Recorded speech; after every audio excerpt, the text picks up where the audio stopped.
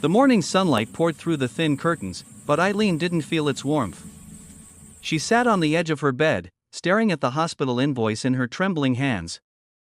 Her mother's treatment had reached another stage, more expensive than before, and even though Eileen had worked 2 jobs, it still wasn't enough.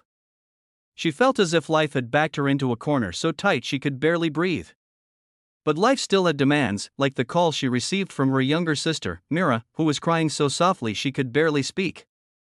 Mira had fallen sick, fever burning high, and she was supposed to be at work, cleaning the house of an executive whose standards were printed in whispers. Missing a day could mean losing the job completely. Eileen couldn't let that happen, not when every paycheck kept their mother's medication going. So without hesitation, Eileen tied her hair back, put on the simple uniform Mira had left on the chair, and headed out the door. She had no idea that single decision would change her life forever. If you believe in kindness, new beginnings, and second chances, please take a moment to like, comment, share, and subscribe to Kindness Chronicles. Your support helps keep these stories alive. By the time Eileen reached the Hale residence, the day was already bright with soft daylight. The house sat on a quiet residential street, surrounded by neatly trimmed hedges and late-blooming flowers. It wasn't a mansion, but something more gentle, more lived in, more like a home that had loved and lost. She paused at the door to steady her breathing, reminding herself that she was just filling in. No one needed to know the difference. She knocked twice and waited. The man who opened the door looked like he hadn't slept in days. He was tall, with dark hair slightly disheveled, sleeves rolled up like someone who had stopped caring about appearances a long time ago.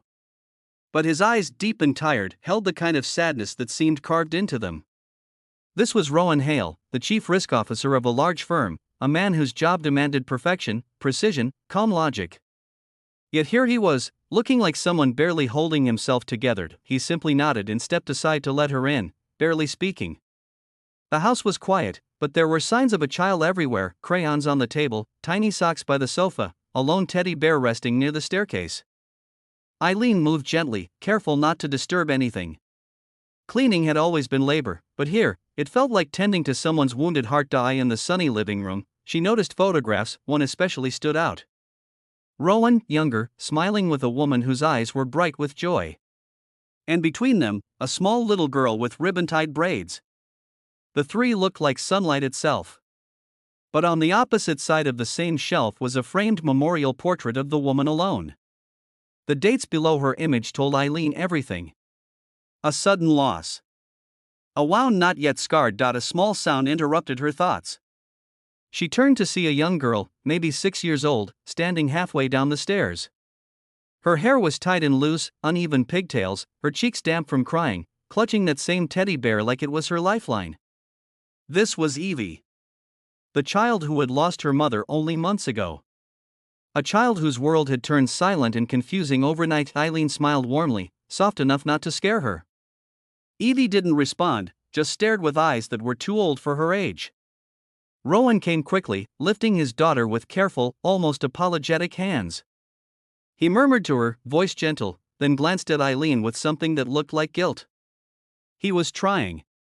He truly was. But Eileen could see he was drowning while trying to teach his daughter how to swim. As the day went on, Eileen worked quietly, her steps light across the wooden floors. She saw how Rowan moved through the house like a man made of glass. He worked from home, laptop open at the dining table, spreadsheets and reports lining the screen. But every few minutes, he would get up to check on Evie, brushing her hair back, adjusting the blanket, offering juice, whispering things meant to comfort, but that didn't reach her. Eileen's heart ached. Loss was not just the moment someone disappears, it was every minute after, reshaping the air in the room. When lunchtime approached, the sun shining warmly through the windows, Eileen heard soft, hesitant footsteps. She looked down to see Evie again, this time holding out a drawing. On the paper were 3 figures holding hands under a blue sky. But the figure representing the mother had been erased, smudged into a blur. The 2 remaining figures, Evie and Rowan, stood alone. Eileen knelt down slowly. She didn't speak. She simply sat on the floor beside her. Sometimes, silence was its own language. Evie leaned her head against Eileen's shoulder. Just for a moment. Just long enough to feel safe. Rowan saw the moment from across the room. He didn't approach. He only watched. And something in his chest, something heavy and cold, shifted ever so slightly. A days passed, and Mira recovered, but Rowan asked if Eileen could continue coming instead. Not because the house needed more cleaning, but because Evie spoke to Eileen when she wouldn't speak to anyone else. It was simple words at first, colors, toys, small feelings. But they were words, and they were hope. Eileen agreed. She needed the money desperately, yes, but something about this home, this fragile father and quiet child, pulled her deeper into their world. It felt like life calling her somewhere she was meant to be. She learned that Rowan blamed himself for his wife's death. It was a car accident. He had been away on a business trip that day. If he had been home, maybe they would have gone later.